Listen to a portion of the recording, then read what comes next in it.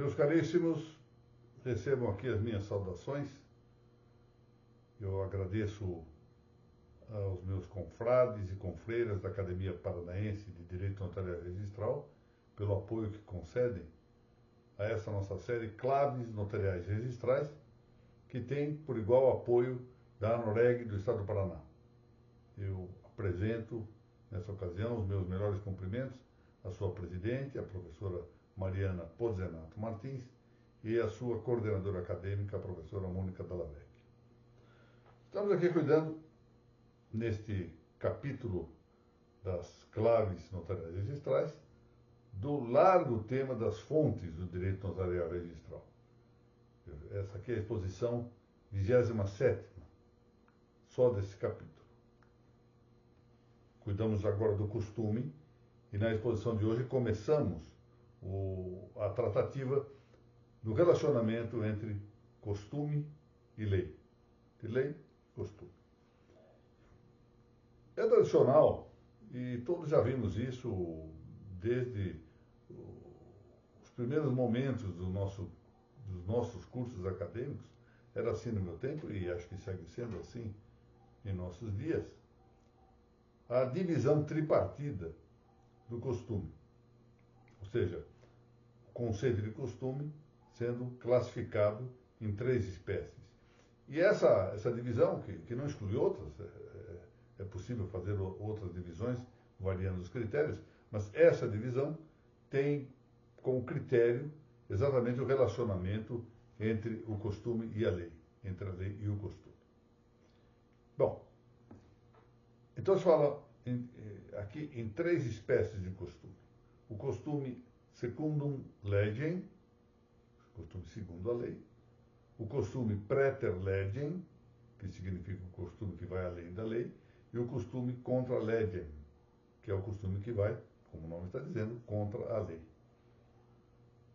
Costume secundum legem é aquele em que há uma conformidade do costume, ou seja, da sua matéria, do seu objeto material, com o objeto material, o conteúdo de uma lei. Ou seja, ambas essas formas, ambas essas causas jurídicas, títulos ou fontes, ditam a mesma coisa. O uso, portanto, está conformado com a regra que está na lei. Em verdade, aí se tem o quadro de uma só regra, com 2 títulos ou fontes, ou 2 causas, a lei e o costume. Bom, mas já no costume praeter legem, quer dizer, já aquele que vai além da lei, o que se dá, como o próprio nome já indica, é um acréscimo da matéria que não se encontra na lei. A lei diz algo e se acrescenta alguma coisa à regra legal. O costume não é contrário à lei, mas não é exatamente segundo a lei. Vai um pouco além da lei. Por fim, o costume contra legem conflita com a lei. Ou seja, ambas essas fontes, causas jurídicas ou títulos jurídicos da regra de direito, se opõem em contradição. Uma anula a outra. Não se trata de mera pequena divergência, não. Há contradição. Para ser contra a lei precisa haver contradição, oposição grave. A palavra contradição, talvez aqui peque por demasiada, porque a contradição é a oposição em grau máximo, mas o que se quer aqui dizer é que deve haver uma oposição grave entre lei e costume. Não se trata aqui, bem é de observar, daquilo que se designa como desuso.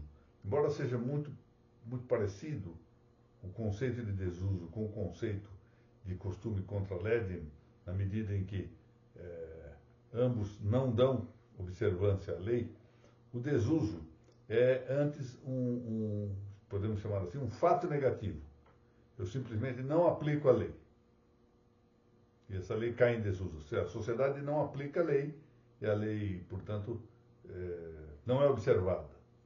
Já no costume contra legem, o que há é a prática de um ato contrário ao que diz a regra. Com a convicção, esse é o problema, com a convicção de sua obrigatoriedade. Até pode tratar-se, numa das hipóteses, de uma simples omissão de conduta, mas com a convicção, com o ânimos de que essa omissão seria, a lei diz, ó, dá uma conduta, eu não faço porque tenho a ideia de obrigatoriedade de omitir, chamada conduta negativa, ou conduta omissiva. Vamos lembrar-se que há alguns anos, um presidente da República chegou a falar aqui no Brasil nas leis que não pegam. Leis que não pegam. Ou seja, que não se cumpre pela sociedade, que a sociedade ignora essas leis. Tanto pode incluir-se aqui no campo do desuso, quanto pode confrontar com o costume contra a lei. Bom, é manifesto que, afastada a só questão de relegar o costume secundum legem à categoria de um costume interpretativo, ou seja, que pelo costume se interpreta como observar a lei, e isso porque implicaria o costume interpretativo, essa relegação do costume secundum legem a seu caráter meramente interpretativo, a subordinar o costume à lei. E, portanto, não teria muito sentido falar aqui em costume secundum legem se ele é meramente interpretativo dessa lei. Mas é manifesto que não há problemas graves no relacionamento entre essa espécie costumeira, né, do costume secundum legem, e a lei, porque exatamente dizem a mesma coisa. Mas, diversamente, esse é o ponto, há interpelantes desafios, sem dúvida, na relação da lei com o costume prete legem e, sobretudo, com o costume contra legem. Sobretudo com esse. Bom, alguém poderia aqui ter a ideia de invocar um preceito de lei para, por meio de sua própria voz, ou seja, do próprio texto legal, do próprio enunciado, afirmar a secundariedade do costume. O costume, de acordo com a lei, teria valor só quando a lei fosse omissa, por exemplo. É o que nós retiraríamos, para termos aqui um exemplo, do artigo 4º do nosso Decreto-Lei 4.657, de 1942, né? A antiga lei de introdução ao Código Civil, hoje intitulada Lei de Introdução às Normas do Direito Brasileiro. Mudaram o nome dessa lei, que era muito conhecida já pelo nome antigo.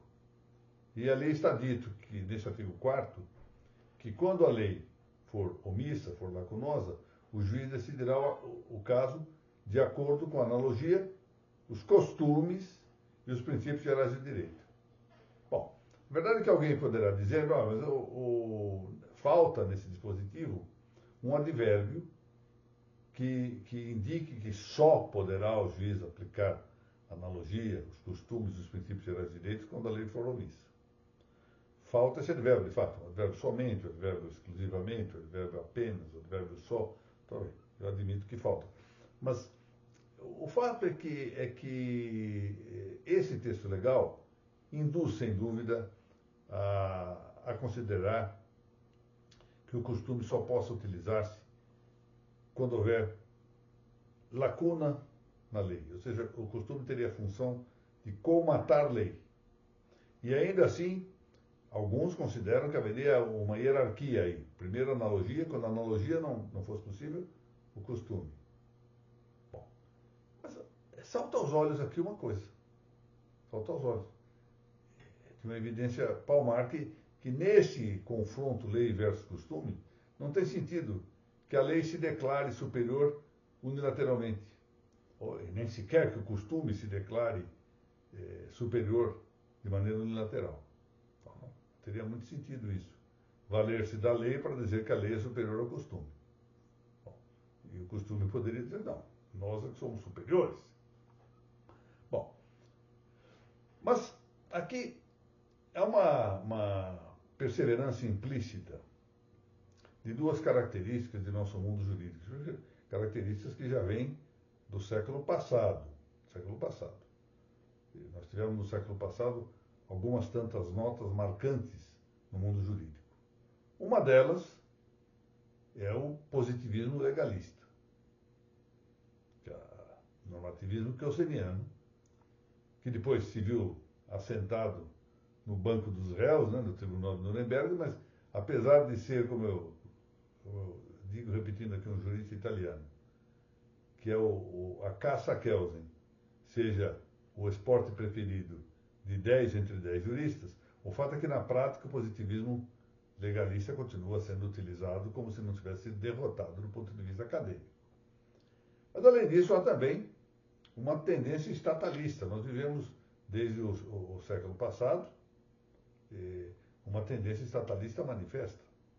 Basta ver os regimes totalitários que nunca haviam se instalado antes do século XX. Então, nessa direção, prevalecendo essas duas tendências, estatalismo e positivismo legalista, vai se entender a razão pela qual... Aliás, eu penso que todo mundo que estiver assistindo a essa explanação tenderá a essa resposta. Não, mas a lei é superior ao costume. Porque nós estamos acostumados com essa tópica. Lá nos idos de 1965, o Supremo Tribunal Federal proferiu um julgado em que dizia exatamente isso. O costume contra a legem não pode ser fundamento de decisão judicial. E concluindo, porque a lei só se revoga por outra lei. Eu vou dar o número aqui do recurso especial. 58.414. 58.414. Salvo engano, o relator foi o ministro Evandro Lins. 58.414. Bom, nós vamos deixar para a próxima explanação um breve exame sobre as mais relevantes correntes doutrinárias que se enfrentaram a respeito do assunto. A questão não é tão simples assim. Ao longo do tempo, houve muita gente dizendo que o costume prevaleceria sempre contra a lei. Alguns que disseram, não, prevalecerá em dadas circunstâncias. Então, guardemos-nos de fazer aqui uma afirmação definitiva, ao menos antes de passar em revista, com brevidade e sem exaurir as correntes, as várias posições doutrinárias acerca do assunto. Mas, por agora, deixemos dito uma coisa. Não há uma solução uniforme acerca do tema, senão que a variedade dos segmentos do direito encontra ocasião para uma pluralidade de aplicações. Eu dou um exemplo aqui. O direito internacional público é um locus das disciplinas jurídicas em que se reconhece muito o valor dos costumes. Ao lado das convenções, né, por exemplo, dos pactos entre os países, existe a adoção de princípios recrutados dos costumes. Isso é normal, e acaba isso se internalizando nos países signatários de vários pactos. Já diversamente notem, embora isso ultimamente tenha sido objeto de alguma atenuação, houve já uma forte resistência no campo do direito penal, antes falamos do direito internacional público, agora do direito penal, ao reconhecimento do chamado costume abolicionista. Costume abolicionista que levaria à descriminalização de alguns delitos. Eu me recordo aqui que, isso estamos falando aí de 1900 e alguma coisa, 1996, 97, um grande professor, pelo qual eu nutro muito respeito, é verdade, esteve lá no plenário do saudoso Tribunal de Alçada Criminal de São Paulo, de que eu era juiz, e foi lá defender a abolição, a revogação, portanto, do dispositivo legal da lei das contravenções penais que tratava do jogo do bicho. Eu usava como argumento duas coisas. O primeiro argumento é que o povo faz muito jogo de bicho. É um costume nacional, segundo ele. Em segundo lugar, que o Estado patrocina jogos. Hoje em dia nós temos aí um patrocínio amplo de jogos também por entidades privadas, né? As chamadas bets. E que, portanto, não teria sentido manter a criminalização do jogo do bicho. E eu me lembro que instigado pelo meu grande amigo, que foi o desembargador José Geraldo Barreto Fonseca, levantei a mão para fazer uma pergunta. Eu disse, olha, eu não posso concordar com esse argumento, com todo respeito, eu lhe pergunto o seguinte, nós vamos também extinguir o delito de moeda falsa só porque o Estado emite moeda? Da mesma sorte, o Estado faz jogo e por causa disso nós vamos liberar para o particular? Por isso que nós temos que verificar, né, as condições. E, de fato, esse é um tema muito, muito controverso e que exigiria argumentos não tão rasos, por ser. É uma discussão que não pode ser feita à ligeira. Vamos ver se na próxima semana eu construo alguns resumos das correntes, das várias correntes que houve se formaram a respeito dessa matéria, por mais que é preciso que se diga, não será possível, dadas as circunstâncias, até de tempo despendido nesses nossos encontros, fazer uma análise muito aprofundada. Mas alguma coisa será dita. Eu agradeço mais uma vez a todos aqueles que deram sua atenção ao nosso encontro de hoje, bem como à Norégia do Paraná e aos meus estimados confrades e confreiras da Academia Paranaense de Direito Notarial e Registral. E aproveito para dizer que o nosso curso de pós-graduação na área de Direito Notarial e Registral na Uniítalo, aqui em São Paulo, vai indo muito bem. Nós temos 80 alunos inscritos, que é um número considerável. E, além disso, essa mesma universidade, a Uniítalo, Centro Universitário Católico Italo-Brasileiro, inaugura agora no mês de março, meados de março, salvo engano no dia 11 de março, o seu curso de pós-graduação em Direito de Família e Sucessões. Num primeiro momento, só como educação à distância, EAD, mas para depois transformar-se possivelmente em um curso híbrido. Muito obrigado a todos e até a semana que vem, se Deus assim permitir.